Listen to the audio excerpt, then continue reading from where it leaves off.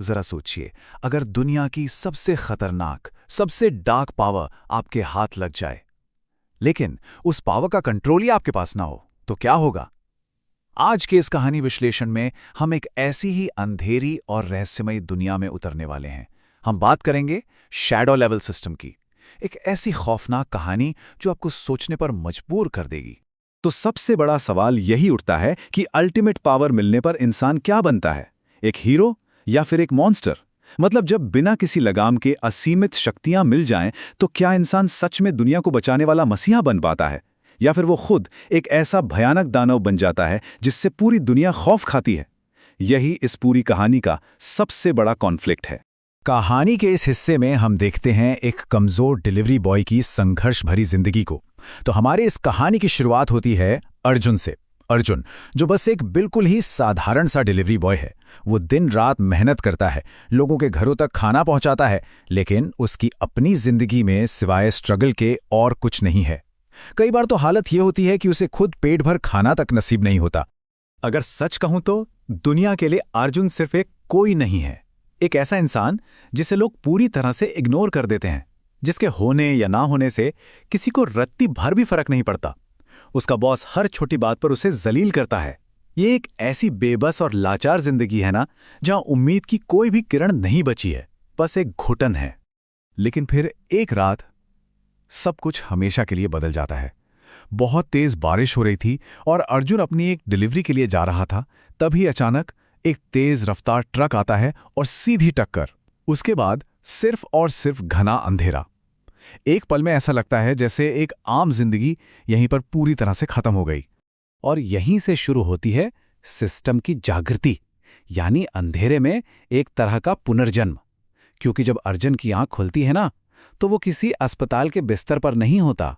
वो एक ऐसी जगह पर है जो पूरी तरह से अंधेरी है, ठंडी है और एकदम खाली है। वहां एक अजीब सी खौफनाक शांति है। और तभी उस घने अंधेरे के बीच एक चमकता हुआ डिजिटल मैसेज फ्लैश होता है, शैडो सिस्टम एक्टिवेटेड। अब जाहिर है अर्जुन पूरी तरह से सदमे में है। उसे कुछ समझ नहीं आ रहा है कि आखिर ये क्या हो रहा है और ये रहस्यमयी सिस्टम उसके दिमाग में अचानक से कहां से आ गया। तभी वो सिस्टम अर्जुन को एक ऐसा नियम बताता है जो सब कुछ पलट कर रख देगा। तुम परछाइयों को एब्जॉर्ब करके ताकतवर बन सकते हो। जी हाँ, इसका सीधा सा मतलब यह है कि अंधेरे को यानी शैडोज को अपने अंदर सोख कर वो असीमित शक्ति पा सकता है। और बस यहीं से अर्जुन की जिंदगी का एक नया और बेहद खौफनाक चैप्टर शुरू होता है। अब बारी आती है परछाइयों के उदय की, जहां से असल में एक दानव का जन्म होता है। अर्जुन वापस असली दुनिया में तो लौट आता है, लेकिन अब सब कुछ बदल चुका है। अब उसे हर आम इंसान के पीछे उसकी परछाई एक जिंदा और अलग एंटिटी की तरह नजर आने लगी है। उसकी नजर अब पहले जैसी बिल्कुल नहीं रही। और फिर आता है वो पल जब उसे इस सिस्टम की असली पावर का एहसास होता है।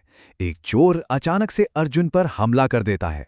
डर और घबराहट में अर्जुन गलती से उस चोर की परछाई को छू लेता है और एक झटके में वो परछाई उसके अंदर समा जाती है। देखते ही देखते अर्जुन की सारी कमजोरी गायब हो जाती है और उसे एक अपार अनकंट्रोलेबल शक्ति मिल जाती है। अब देखिए, ये सिस्टम एक बहुत ही खतरनाक तरीके से काम करता है। जैसे जैसे वो बड़े अपराधियों और दुश्मनों को अपना शिकार बनाता है, उसकी ताकत लगातार बढ़ती जाती है। रूल बहुत ही सिंपल है, जितना खतरनाक शिकार होगा उतनी ही ज्यादा पावर मिलेगी। धीरे धीरे इन परछाइयों को एब्जॉर्ब करते हुए वो एक पूरी की पूरी शैडो आर्मी खड़ी कर लेता है। अब सोचिए, वो कमजोर डिलीवरी बॉय जो कल तक कुछ नहीं था, आज अंधेरे का बादशाह बन चुका है। लेकिन इस डार्क पावर की एक कीमत भी है, और यहीं एंट्री होती है द लाइट ऑर्डर की। क्योंकि दुनिया में कोई भी इतनी बड़ी ताकत बिना किसी कीमत के नहीं मिलती। जब अंधेरा हद से ज्यादा बढ़ने लगता है, तो उसे मिटाने वाले भी मैदान में उतर ही आते हैं। और यहां से इस कहानी में एक नया और बेहद थ्रिलिंग मोड़ आता है। अब सिचुएशन कुछ ऐसी है कि एक तरफ तो है अर्जुन की विशाल और ताकतवर होती हुई शैडो आर्मी, जो दुनिया के लिए एक बहुत बड़ा छिपा हुआ खतरा बन चुकी है। और दूसरी तरफ है एक रहस्यमयी और बहुत ही पावरफुल संस्था, द लाइट ऑर्डर।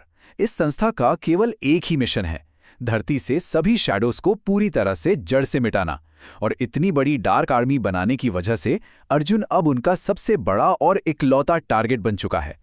पर कहानी में सबसे बड़ा धोखा अभी बाकी था, अंदर का दुश्मन। लाइट ऑर्डर का खतरा तो अपनी जगह बिल्कुल था ही, लेकिन अर्जुन का असली दुश्मन बाहर नहीं बल्कि कहीं और ही छिपा था। अब हम इस विश्लेषण के सबसे रोंगटे खड़े कर देने वाले ट्विस्ट पर आते हैं। होता क्या है कि एक दिन अर्जुन कुछ ऐसा देखता है जो लॉजिकली बिल्कुल नामुमकिन था। उसकी खुद की परछाई अपने आप हिल रही थी। वो अर्जुन के इशारों पर नहीं चल रही थी, बल्कि वो आज़ाद हो चुकी थी।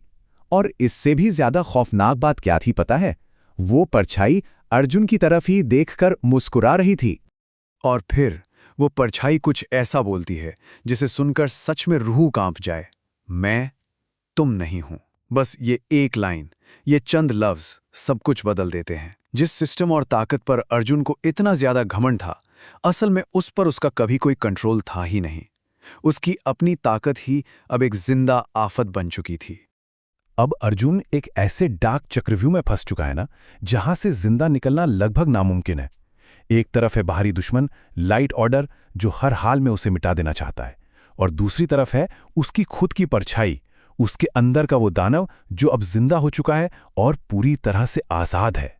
तो अंत में हमारे सामने सिर्फ एक ही सबसे बड़ा सवाल बाकी रह जाता है, कौन कंट्रोल करेगा, किसको? क्या अर्जुन अपनी ही परछाई को हरा पाएगा, या फिर वो खुद हमेशा के लिए उस अंधेरे का गुलाम बन जाएगा? हमारे आज के इस कहानी विश्लेषण में बस इतना ही।